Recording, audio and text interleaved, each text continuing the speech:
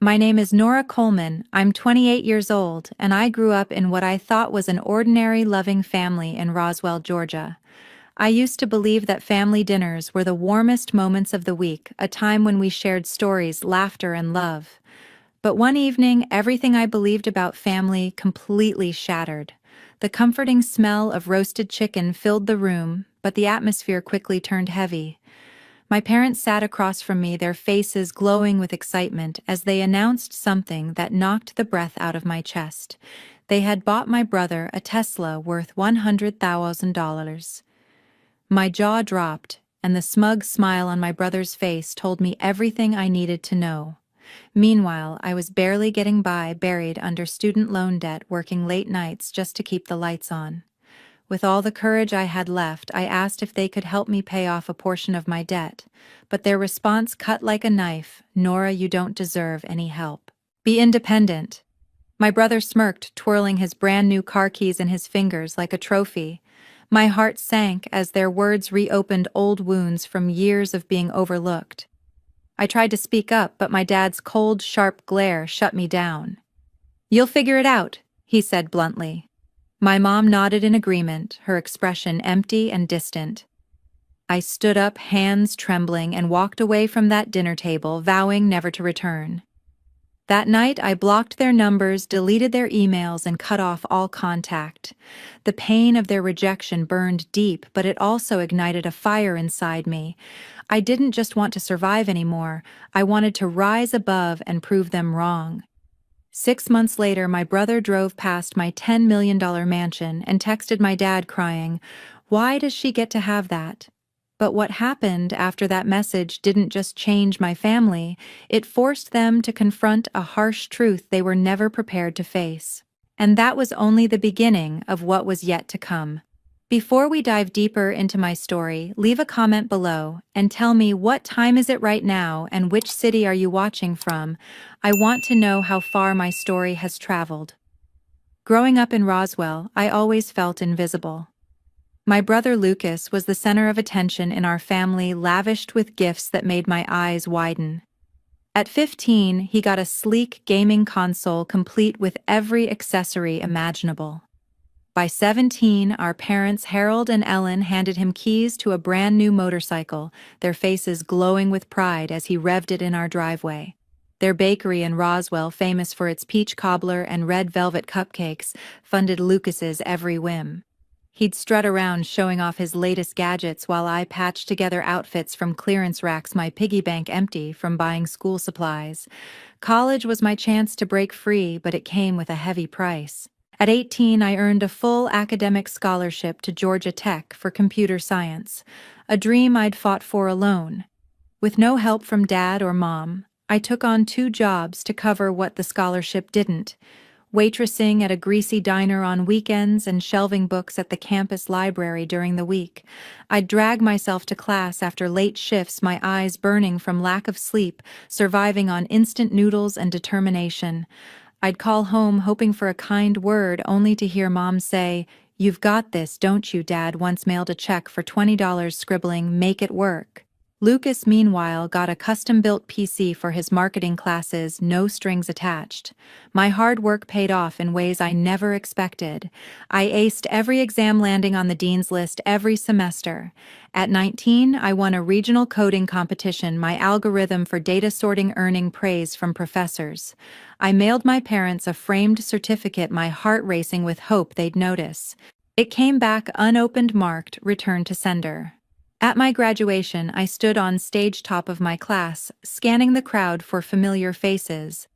Lucas showed up an hour late, mumbling about a delayed flight, while Mom and Dad stayed home, citing a busy day at the bakery. Their absence carved a hole in my chest, but it also sharpened my resolve. That moment on the stage, clutching my diploma, I realized I didn't need their approval. Their neglect had taught me to rely on myself, to push harder than anyone expected. I wasn't just the overlooked kid from Roswell anymore. I was someone with a fire inside, ready to build a future they couldn't ignore. Lucas might have had their gifts, but I had something stronger, a hunger to prove my worth, not to them but to myself. That hunger became my compass, guiding me toward a life they'd never understand. After walking away, I threw myself into work. I landed a job at a small healthcare tech startup in Roswell, a scrappy outfit with big dreams of revolutionizing hospital data systems. The office buzzed with coders hunched over laptops, whiteboards scribbled with algorithms, and the faint hum of ambition. I was hired as a junior developer, eager to prove I could hold my own. My first week I stayed late, poring over lines of code, determined to make a mark in a field where innovation was currency. The team was lean, just 10 of us, but the stakes felt sky high, hospitals needed better tools, and I wanted to deliver. My project was HealthSync, an app I pitched to streamline patient records across departments. I saw its potential: clearly real-time updates to cut errors, a clean interface for nurses, and secure data storage for doctors. I spent days sketching wireframes, nights debugging code, my desk littered with energy drink cans. The challenge was daunting. Integrating complex hospital systems wasn't easy, but I thrived on it. Every line of code felt like a step toward rewriting my story, one where I wasn't defined by my family's neglect. I'd catch myself smiling at my screen, lost in the rhythm of creation, building something that could matter. One rough evening, when doubt crept in, I met Katie Walsh, my old college friend, at a coffee shop. Over steaming lattes, I poured out my hurt, how Lucas's smugness and my parents' coldness still haunted me. Katie listened, her eyes steady, and said, "You're stronger than their rejection. Keep going." Her words hit hard, pulling me back from the edge of self-pity. She reminded me I wasn't alone, that my worth wasn't tied to Harold or Ellen's approval. That night, I went home and coded until dawn, fueled by her encouragement. To stay grounded, I started seeing Dr. Linda Ross, a therapist recommended by a coworker. In her quiet office, I unpacked years of feeling second best. Dr. Ross didn't sugarcoat things, she challenged me to channel my pain into focus. "You've got a gift," she said, leaning forward. "Don't let their shadows dim it." She taught me to set boundaries, to stop seeking validation from people who'd never give it. Her advice became my anchor, helping me prioritize HealthSync over lingering resentment. With Katie's boost and Dr. Ross's clarity, I dove deeper into my work, ready to build something bigger than my past. At the startup, I found my calling. The office was a pressure cooker, coders hammering away at keyboards, whiteboards crammed with flowcharts, and the constant buzz of deadlines. Amid the chaos, Vanessa Holt stood out like a storm cloud. A senior developer with a knack for stealing the spotlight, Vanessa strode into meetings with a swagger, her ideas bold and her voice louder. She saw me, the new junior developer, as a rival to squash. During a sprint planning session, I suggested a feature to speed up HealthSync's data retrieval. Vanessa cut me off, her tone sharp. "That's cute, but let's keep it realistic." Her smirk lingered as the team shifted focus to her flashy proposal for a hospital branding app. I clenched my fists under the table, her dismissal igniting a fire in me. I wasn't here to play nice, I was here to win. HealthSync consumed my days and nights. I refined its core features: seamless syncing of patient charts across hospital systems, end-to-end encryption for data security, and a sleek dashboard tailored for stressed-out nurses. The technical challenges were brutal. Integrating with legacy hospital databases meant wrestling with outdated APIs and endless compatibility issues. I'd spend hours in the server room tracing bugs that crashed the system, my desk buried under sticky notes and empty coffee cups. A local clinic ran a beta test, and their feedback was golden. HealthSync cut their paperwork time by half. That validation pushed me to keep going, even when Vanessa hovered nearby, eyeing my progress. She'd drop comments like, "Hope your app doesn't crash under pressure," her smile thin and calculated. I brushed it off, focusing on perfecting the code, determined to make HealthSync bulletproof. One afternoon, Paul Bennett, our CEO, pulled me aside. Paul was a straight shooter, always in a pressed suit, his office lined with tech magazines and startup awards. He'd been tracking HealthSync's progress, and his words stopped me cold. "You're raising the bar for us all." He handed me the lead role on the app's next phase, a position Vanessa had been angling for months. Her face tightened when she heard her heels clicking as she stormed out of the meeting room. Paul's trust wasn't just a nod, it was a lifeline, proof I belonged in this high-stakes world. It fueled me to dive deeper, ignoring Vanessa's glares and the whispers she spread about my overambitious ideas. Vanessa didn't let up. She'd grill my code in team reviews, pointing out minor inefficiencies to undermine me. "Scalability's an issue here," she'd say, her tone dripping with fake concern. I countered with data from stress tests showing HealthSync could handle 10,000 users without a hitch. Every jab she threw, I parried with results. I'd work late running simulations to optimize performance, my laptop fan whirring like a jet engine. Katie stopped by, occasionally dropping off granola bars and cracking jokes about the office coffee. Her visits were a quick breather, never heavy with emotion. She knew I needed focus, not feelings. With every bug fixed and every feature polished, I wasn't just outworking Vanessa, I was carving out a legacy, proving I could rise above anyone who tried to keep me down. 6 months later, everything had changed. HealthSync had taken off, adopted by major hospitals across Georgia and beyond. Atlanta General, a sprawling medical center with thousands of patients, rolled out my app to streamline their emergency room workflows.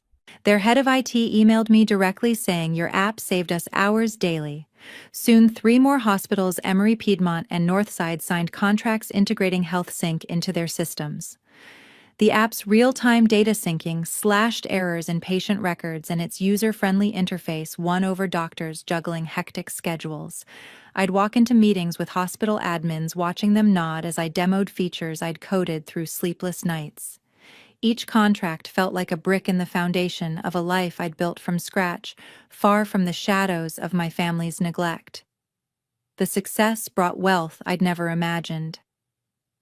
At 28, I became a millionaire, my bank account swelling with licensing fees and startup equity.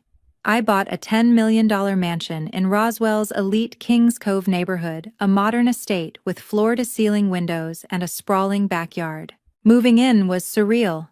I ran my fingers along the marble countertops, marveling at how far I'd come from thrift store clothes and instant noodles.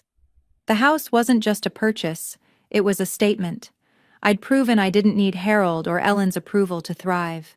Every room, from the sleek home office to the sunlit kitchen, echoed my independence, a testament to years of grit. Amid the whirlwind, I met Sean Parker at a tech conference in Atlanta. Sean, a venture capitalist with a warm smile and sharp mind, approached me after my keynote on HealthSync's impact. We talked for hours, bonding over shared dreams of innovation. He admired my drive, saying, "You're unstoppable." Our dates turned into late-night walks, then a proposal under the stars at Piedmont Park. At 29, I said yes, my heart racing as he slipped a ring on my finger. Sean wasn't just a partner, he was proof I could build a future on my terms, not defined by my past.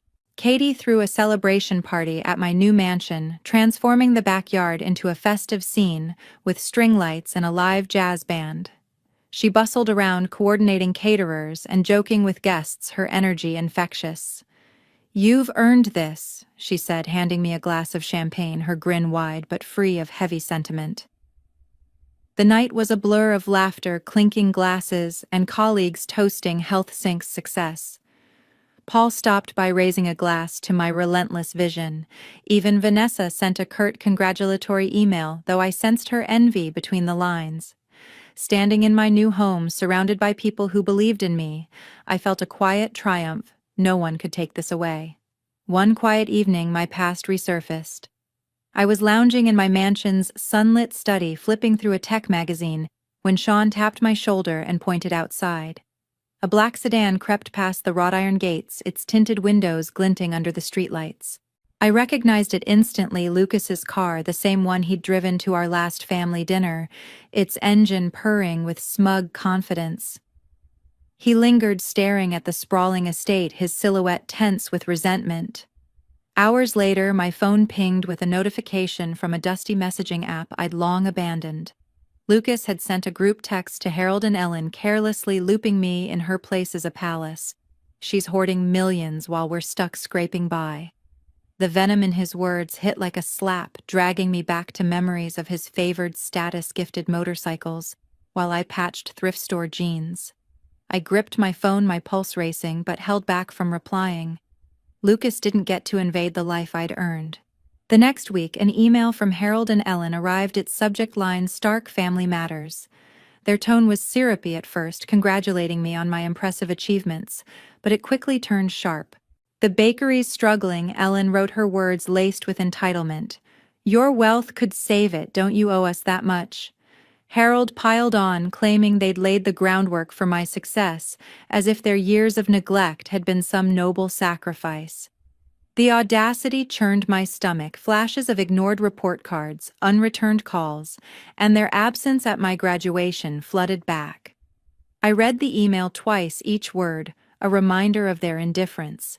I deleted it, my resolve, ironclad, refusing to let their greed taint what I'd built. I drew a line in the sand. With Sean by my side, I drafted a curt response. "I'm not responsible for your choices. Don't contact me again." I sent it, then blocked their emails and numbers, mirroring the wall I'd raised years ago after that disastrous dinner. Sean squeezed my hand, his quiet support grounding me as I shut the door on their demands. But my family wasn't done. Rumors started swirling in Roswell's tight-knit circles, vicious lies that painted me as a fraud. Lucas spread tales at local bars, claiming I'd conned investors to fund Health Sync. Ellen whispered to neighbors that I'd grown cold and greedy, abandoning my roots for wealth. A cousin posted online hinting I'd bribed hospital execs to secure contracts. The gossip stung, each rumor a dagger aimed at my integrity. I stayed silent, focusing on my work and my life with Sean, letting my achievements speak louder than their falsehoods. The lies spread like wildfire, twisting my journey into something ugly. A former colleague texted asking if I'd really stolen my startup's tech. A childhood friend called curious if I'd lucked into my fortune through shady deals. Each accusation tested my patience, but I refused to engage. My silence wasn't weakness, it was armor, forged from years of proving myself against their doubts. In my mansion's quiet study, surrounded by the life I'd crafted, I found peace no rumor could shatter. Tired of their accusations, I spoke out. The rumors Lucas, Harold, and Ellen spread had festered long enough, twisting my achievements into lies about fraud and greed. I sat at my desk, the glow of my laptop casting shadows across the room, and drafted a post for my social media. I poured out the truth, how my family had sidelined me for years, favoring Lucas while dismissing my efforts. I wrote about the nights I spent studying alone, the loans I paid off without their help, and how Health Sync was born from my sweat, not their support. I built this life despite them. I typed, my fingers steady with resolve. I hit publish, and within hours the post exploded, shared across platforms by colleagues, friends, and strangers who saw their own struggles in my words. The fallout was swift. Roswell's tight-knit community turned on Gray's Bakery, Harold and Ellen's pride and joy. Customers dwindled, leaving the once bustling shop eerily quiet, its display cases half empty. Online reviews tanked, with locals citing my post and calling out the family's hypocrisy. "They don't deserve her help," one commenter wrote, their words echoing the sentiment of many. I drove by one morning, seeing Ellen behind the counter, her face drawn as she served a lone customer. Part of me felt a pang remembering her homemade cookies from childhood, but I pushed it aside.